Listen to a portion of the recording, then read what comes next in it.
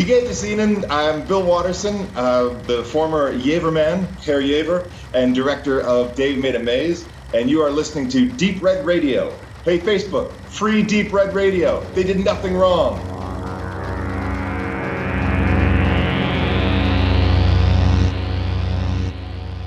Ja, hallo liebe Hörer, hier spricht der Max von DeepRedRadio und ich möchte jetzt ein paar einleitende Worte sagen zu dem Interview, welches ich geführt habe mit Bill Watterson. Das ist der Mann aus der Jever-Werbung, aber noch wichtiger, der Regisseur von Dave Made a Maze. Der Film kam dieses Jahr bei uns veröffentlicht von Pandastorm für den Heimkinomarkt raus und hat voriges Jahr und das Jahr davor die Festivals nicht nur dieser Republik gerockt, wie auch das Hardline-Festival, auf dem wir ja zu Gast waren und berichteten und dort reihenweise die Publikumspreise oder Festival-Jurypreise abgeräumt. Ich hatte nun das Vergnügen, mit Bill über Skype ein wenig zu plauschen. Eine knappe halbe Stunde geht das und ja, wir hoffen, wir haben es so bearbeiten können, dass ihr gar nicht merkt, wie schwierig sich dieses Interview gestaltete. Nicht, dass Bill schwierig war, mit ihm zu sprechen. Er ist der unkomplizierteste Interviewpartner, den ich je gehabt hatte. Nein, es war Hochsommer und unsere Technik streikte, sodass das Interview, was ihr letztendlich hört, schon der zweite Versuch gewesen ist. Der erste war unter keinem guten Stern stehen, denn eigentlich war Stefan auserkoren, das Interview zu halten. Aufgrund eines Rammstein-Konzertes hier in Dresden hat er es leider nicht mehr rechtzeitig zum Termin geschafft. Ich bin dann sehr spontan eingesprungen, habe da mehr oder weniger improvisiert. Mir hat eigentlich das Endprodukt trotzdem ganz gut gefallen, bis wir dann feststellten, die Technik hat leider nicht aufgezeichnet. Deswegen haben wir das Ganze eine Woche später wiederholt. Bill war da auch sehr verständnisvoll und hat ohne zu zucken als guter ehemaliger Darsteller das Ganze nochmal mitgemacht. Deswegen wundert euch nicht, wenn wir ab und zu mal im Gespräch auf unser letztes Gespräch verweisen. Ich habe natürlich grundsätzlich ähnliche Fragen wieder gestellt. Es fehlt ein bisschen Smalltalk vom Anfang. Da hat es auch wieder Probleme mit der Technik gegeben, deswegen wundert euch nicht. In diesem Smalltalk habe ich Bill erzählt, dass wir zu dem Zeitpunkt der Aufnahme gerade, ihr habt es vielleicht schon gemerkt, bei Facebook aufgrund eines Regelverstoßes zunächst erstmal nur für temporär gesperrt waren und kurze Zeit später dann ja aber ganz gelöscht wurden. Deswegen auch seine Anspielung in unserem Teaser. Ja, Dave Made a Maze, ein Film, über den wir schon gesprochen haben. Also wenn ihr mehr zum Inhalt erfahren wollt, sucht mal unsere Reviews ab. Im Zuge damals des Hardline-Festivals entstanden. Kurz angeteasert, damit ihr wisst, worum es im Interview geht, das übrigens natürlich auf Englisch gehalten wurde, ist es, dass die Freundin von Dave nach Hause kommt und in der gemeinsamen Wohnung ein kleines Labyrinth vorfindet, aus Pappe gebaut, wo sie schnell merkt, dass Dave, ihr Freund, sich in diesem befindet. Und als sie meint, jetzt komm doch mal raus, lass uns mal hier vernünftig reden, sagt er, ja, das einfacher gesagt als getan. Ich habe mich verlaufen in meinem selbst erbauten Labyrinth. Und sie kann es zunächst nicht glauben, bis er ihr das irgendwie vermittelt und sie sich genötigt fühlt, mit einem Suchdruck an verschiedensten Personen, skurrilen Typen, dort auch zu ihm ins Labyrinth zu stoßen, um den Dave wieder da rauszuholen. Und das geht natürlich nicht alles ganz glimpflich ab, weil das Ding ist wirklich wesentlich größer von innen als von außen und daraus erschrickt sich eine der innovativsten Geschichten, sehr anders umgesetzt, als man es von vielen Filmen bisher kannte. Also eine wunderbare, runde, kleine Indie-Sache. Wir haben das alles besprochen, was so vor der Kamera passierte, was hinter der Kamera passierte, was vielleicht in Zukunft bei Bill beruflicher Natur passiert. Wir hoffen, ihr habt genauso viel Spaß beim Hören, wie ich beim Interview hatte und verzeiht mir den ein oder anderen grammatikalischen Schnitzer-Interview ab.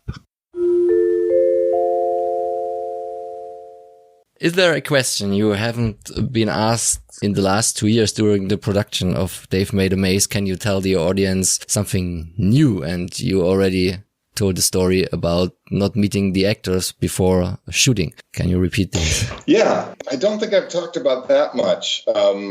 Traditionally, you would have a whole process of casting and you'd be reading with different actors and you'd be working with them in the room before they even got hired. And then you'd have a table read with all of your actors where you'd sit and read, you know, the shooting script, and then you'd have a few days, sometimes a few weeks of rehearsals before you start shooting your film. But I actually met Mira, who plays Annie. I met her in person for the first time in the makeup chair, an hour before we were filming her first scene. Some of the actors I had known and worked with before to one degree or another. I knew Adam Bush, and I knew Scott Narver, who plays the cameraman, and the Frank Coyote, who plays the boom operator. Yeah.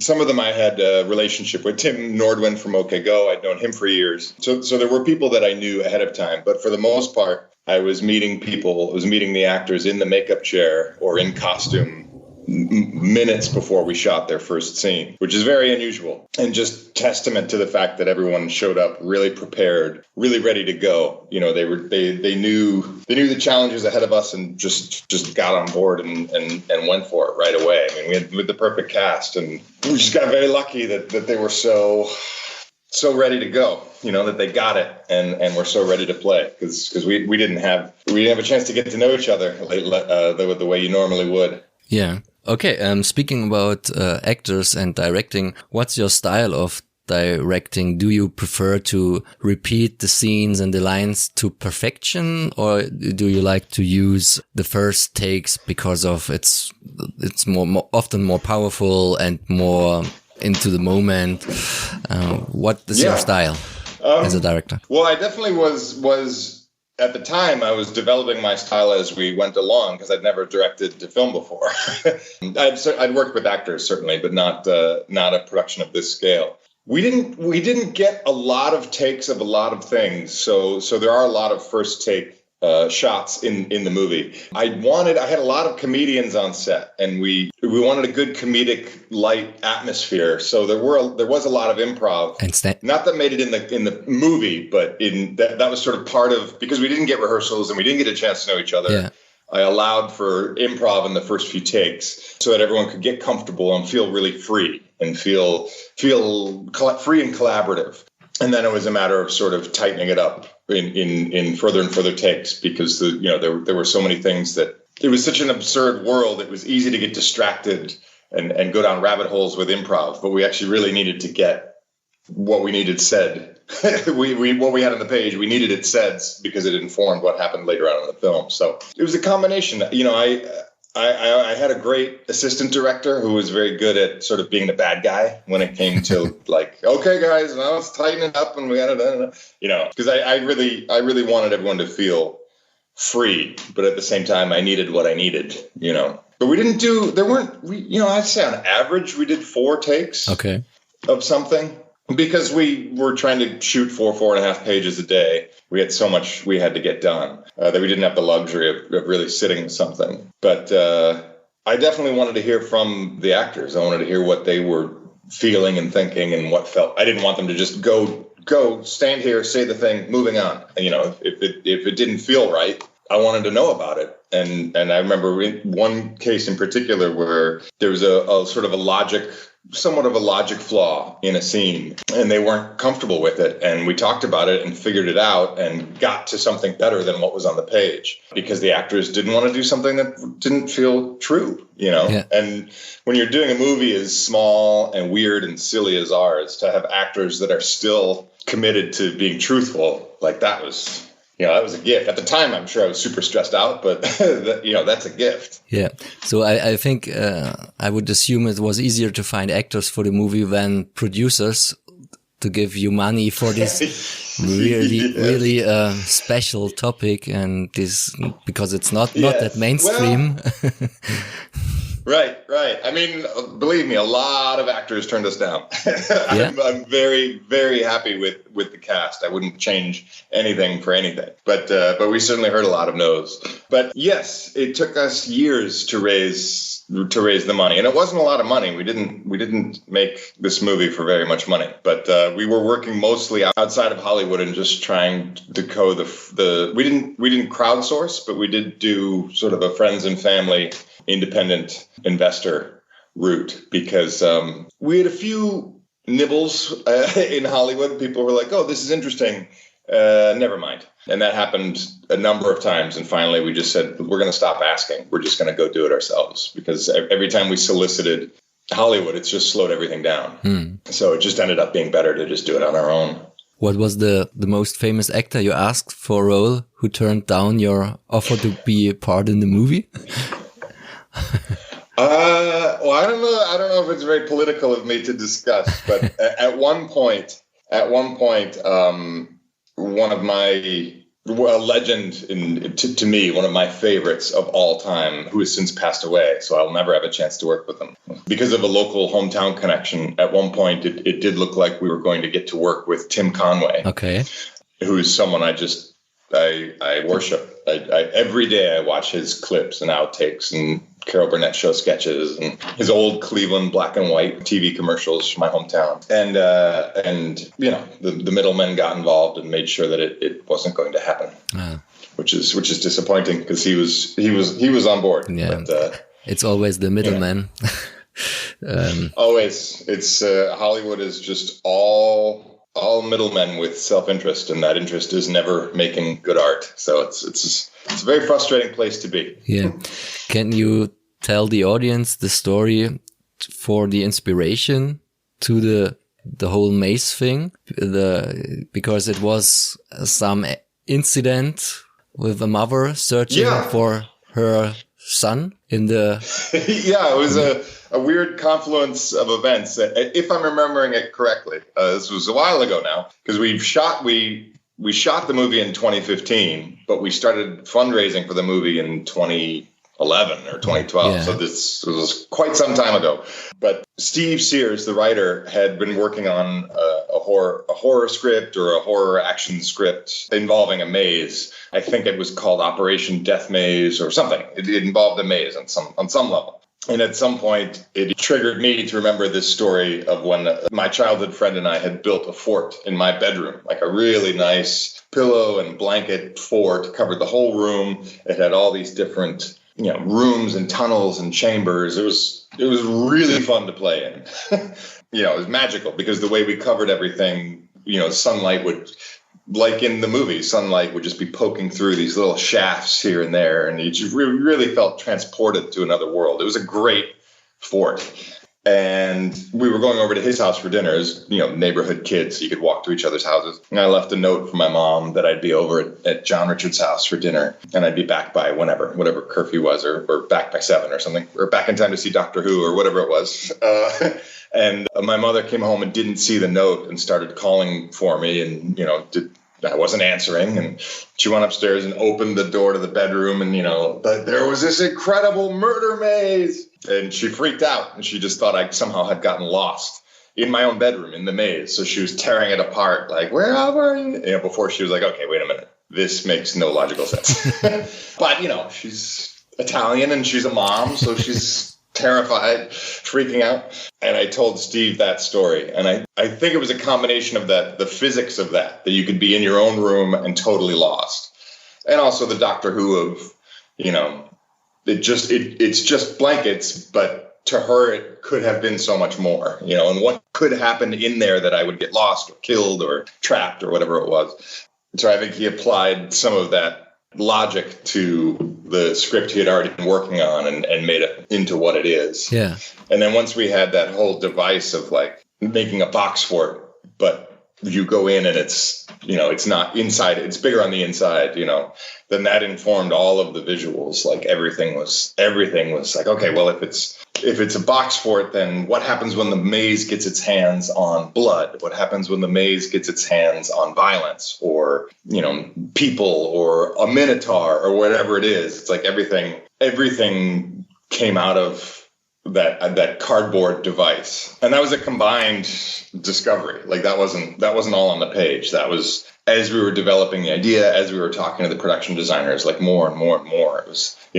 It was make it out of cardboard, make it out of paper, turn it into paper. What could it, the Bryn always got turned into paper, the character who was strung up, and that was on the page. But a lot of the other details really, I think that there was an axe, but it wasn't necessarily that incredibly detailed, beautiful cardboard axe that they built, which you barely even see on camera, but it's okay. Yes. So last week I asked if was it in your mind from the beginning to do the splatter effects like the way you have done it in the movie, also with cardboard and paper, or did you thought in the beginning doing it with fake blood, limbs and guts, and you told me it was about the circumstances not having so much money, and it was easier to do it the same way like the rest of the movie in the end, and doing it. It was definitely the earlier scripts were definitely much more like a splatter horror, not gross out, but it was blood.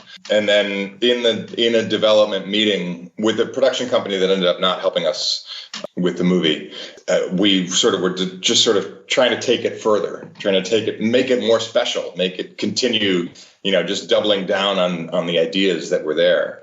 I don't remember whose idea it was, frankly. It could have been in one of the guys at the company. I think it was our production designer, Trisha Gum. It could have been Steve. I think he was there. I think the producer was there. I was there. It just felt like a very organic idea. I mean, it had to come from somewhere. I just don't remember. Again, it was 2014. But then once we had that idea, we went back to the script and put it all in the script, that all the moments of violence were, artisanal crafts. And then that made it more fun. I mean, it made it more fun in pre-production. It made it more fun testing the gags and the effects. It was easier to reset. When Kirsten Vangsness gets decapitated and it's a confetti cannon and people, sprinkling things down from the walls up above, you just sweep all that up and reload it. If that had been liquid blood, that kind of a reset, it would ruin the walls. It would ruin potentially the costumes, all that stuff. Bryn comes running in covered in after Tim Nordwend from OK Go, after he gets spiked. She comes running in and she's just got ribbons and silly string, and she just wipes it off. That was an easy reset. That would not have, she would have been really uncomfortable and the costumes would have been ruined. We would have had to have doubles and triples of all the wardrobe and everything. It ended up, even though it looks like it was much harder to do because it involved a lot more thinking, ultimately it ended up being cheaper and easier to reset and way more fun on camera. How much cardboard had been used? How many tons of cardboard? What do you think in total? The producer had an estimate. Yeah, the producer had an estimate, and I can never remember if it's 3,000 or 30,000. Okay. I think it's probably 30,000, but I think it might have been falsely reported as 300,000. Yeah. But I think it was 30,000 square feet was the estimate. And it started, most of it was donated. Almost all, like 98% of it was donated. We loaded up a truck full of donations from a few, like an apparel company, and then we went to a Target and raided their dumpster, and they were fine with it. And eventually, we thought we'd have enough for the whole movie, and we ran out 1 or 2 weeks in. But we were shooting next door to a solar panel company, or more than just solar panels, and they had a cardboard dedicated dumpster, and they said, "Hey, have at it." So every morning, the producer and the PAs would go over and just unload their dumpster and hand it to art department and go, work your magic. And by the end of the day, it was another new world that then got recycled back into their dumpster. Was it hard for the people from the art department to destroy all the sets immediately after shooting, or are we used to it because that's their job to create and then to destroy these sets and costumes and all the things? Yeah, I think I was more precious about it than they were. There was nowhere to put it. You build a room, and it's not like you can store it somewhere. It's a whole giant room. It's got to go.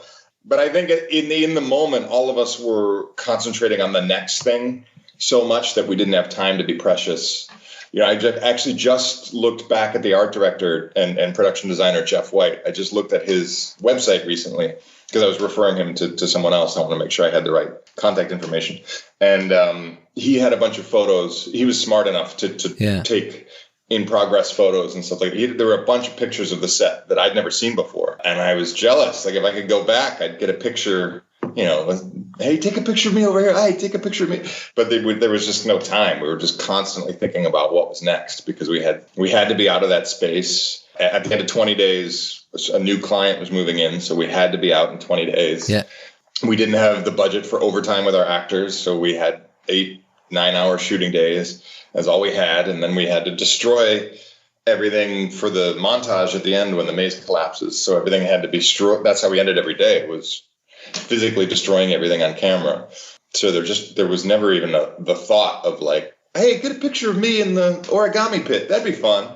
we didn't have that luxury, unfortunately. But now when I look at some of the pictures that I haven't seen before that other people were able to take, I was like, wow, that looks really cool.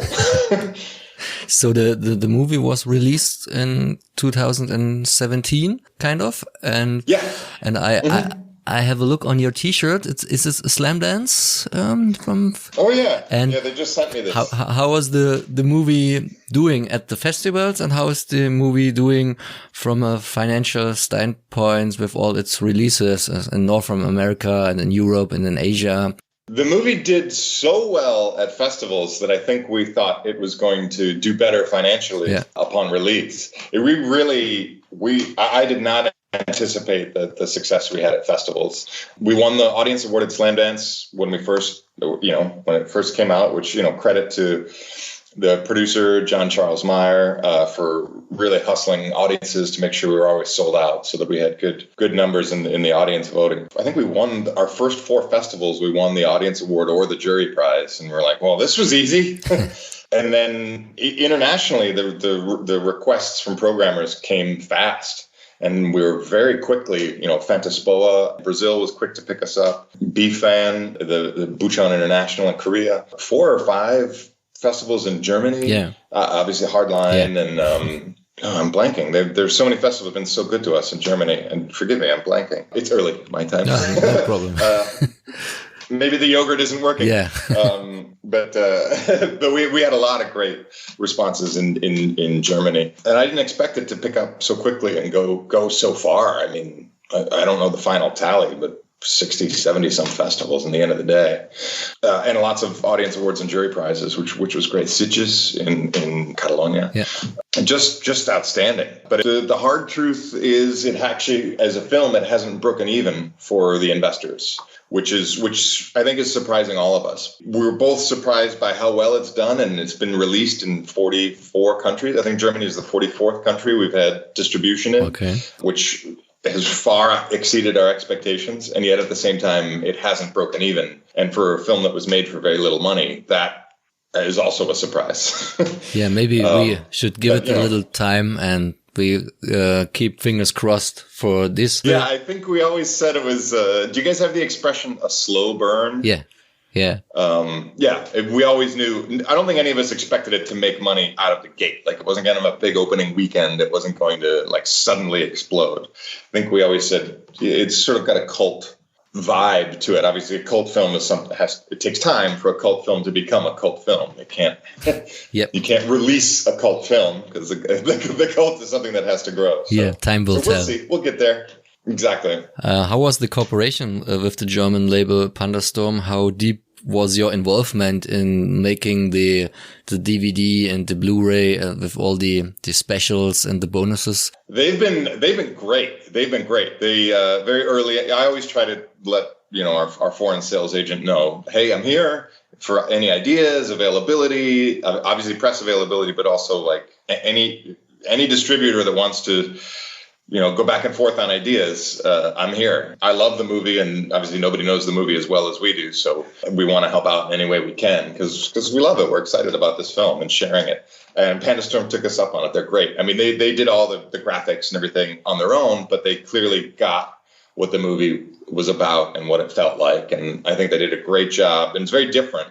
Their color scheme is very different than a lot of the other releases, but I think they did a really good job. And we'd over the years, ended up making a lot of little promotional videos for German film festivals and German screenings. And I think those all ended up on the extras. Yeah, definitely. They've been great and collaborative and very, very responsive and took advantage of our enthusiasm for the movie. And I think it shows in the release. It definitely feels it feels personal. Even though it's in another language, and I have a booklet that I can't read, there's still the German release still feels very personally attached to us, to the filmmakers. Yeah. The audience can't see this, but you are sitting right in front of 2 guitars or 1 guitar and the banjo. And so, you already told me you are not just an actor and a director, you are a musician too. And I was really impressed from the title song from the intro. The song is called Diversion, but the band is unknown to me. It's an older one from the 70s. Why do you choose this song? My favorite band. Yeah. Well, the Equals are my favorite band. They were introduced to me by some punk rock friends of mine. The Clash covered the Equals on Sandinista, Police on My Back. They had a couple regional hits. They're a London band. Eddie Grant is a huge producer, and he had a hit in the 80s with Electric Avenue. And this was his band back in the 70s. It's one of my favorite bands. So when we needed a song, I knew it was opening in sort of a sad, dark. We're talking about people that have died, and the character's frustrated and lost. And then it has that button of the joke. And then we needed to launch into something like upbeat rock and roll. I think the script said like something like upbeat rock and roll title sequence or something like that. And I listen to the Equals all the time. And that's one of my favorite songs. It's just so driving. And then I was listening to the lyrics, and the lyrics were totally relevant to what the character's going through, that idea of diversion. Yeah. You can't stay focused on one thing. Yeah. So we put it in, as a temp track in the edit. And then we started asking, it was so perfect that we were like, well, and this happens to every director. Kubrick had the whole score for 2001, and he threw it out because he liked his temp track so much. We thought, well, let's reach out. Let's reach out to Eddie Grant, see what this might cost. And it was one of the more expensive line items in the budget, but they were still very reasonable. It was not expensive by Hollywood standards, but everything was expensive by our standards because we were trying to make a movie for nothing. But they were very reasonable, very generous. And it's just the perfect track. It's the perfect track. Like I don't know how else we would have started that movie. Right after our interview last week, you have had a meeting with the Emblem studio. Yeah. Can we assume that you are now the new director of E.T., The Return, or what interesting productions are now in progress with you as a director for the big company? It's an exciting time. It's an exciting time. I've written a movie. Steve and I wrote a movie, same writer from Dave Minimes. We wrote a movie last year that's we may be making as a European co-production that we're really excited about. And then right now I'm writing a vampire movie with a friend of mine, and it's coming along great. I've got a couple things going on the TV side that I don't think I'm allowed to talk about yet, but they'll be fun. Yeah. And then I'm rewriting a script for a production company that would feel very Dave Made a Maze-esque at the end of the day. So there's a lot of plates spinning. I don't know when I'll be on set calling action next, but there's definitely a lot happening. So hopefully something soon. And I've gotten to do a couple music videos and stuff like that that are out now that have puppets and but it feel. Yeah, it sounds the acting career in front of the camera is gone or on standby right now. Yeah. Standby for sure. I'll always say yes when somebody asks, but I'm 7 days a week, working on these other projects, literally. So there wouldn't be any time for it to pursue it on my own, but I'll always say yes. And I think there'll come a time when there's enough comfort level on set and enough cushion and a budget where I'd feel comfortable performing in my own projects as an actor, as an improviser. The voices of the characters in a lot of my movies are voices that I could inhabit. I just don't want to be self-indulgent. I don't want to, I want to make a movie. I don't want to set the stage for myself to dance around, So if the role was right, and if the comfort level was there, and if it wasn't such a big commitment that I felt it was taking away from my being able to direct the movie successfully. I mean, I'd love to be in one of my movies. I think my movies are super fun. Yeah. So last question, you can be honest. Do you like the Jever, or do you prefer more the Budweiser or Coors Light as a beer? That's insulting. I would never drink Budweiser or Coors. I think my two favorite types of beer of all time are Kolsch and I do love what do you call a blonde? Yeah, they call them over here a blonde. And I think they're both ein helles, wie in Deutsch. In German, it's ein helles. Yeah. Yeah. So they're both, they're very European beers that I love. So Pilsner isn't my number one favorite type of beer, but I actually do genuinely, honestly love Jever. And there's one place in LA I know that has it, and I always order it when I go there. And my brother owns a bar in Cleveland, and I made sure he stocks it for me so I can get it when I come home. But it's so crisp and clean. Yeah. You know, you realize if you drink American beers, like we're getting better at it now. Obviously, all the microbrews and that craze, we're getting much, much better at it. But for the longest time, American beers, especially the big ones, like you're saying, Coors and Budweiser, you just taste like chemicals, like chemical water. Yeah. And then you have a clean, local European beer, German beer, and you're like, oh, that's much better. How much is the Jever in your friend's bar? I think it's $275, $350, something like that. Oh, that not bad. That sounds good. Most of the American bars, yeah, it's reasonable. It's $6-7 the foreign beers, I think. Yeah. Yeah. I mean, it might be more than that, but it's not more than $4. Okay. Thank you so much, Bill. And I hope we will talk again, not about Dave Made a Maze, but about your next movie, maybe with Emblem. And then we keep in touch. And good luck for Dave Made a Maze and with all your other projects. Thanks for having us. Excellent. Thank you so much. Bye. I'm glad we got to do this again. It's good to see you again. Bye. Cheers. Cheers.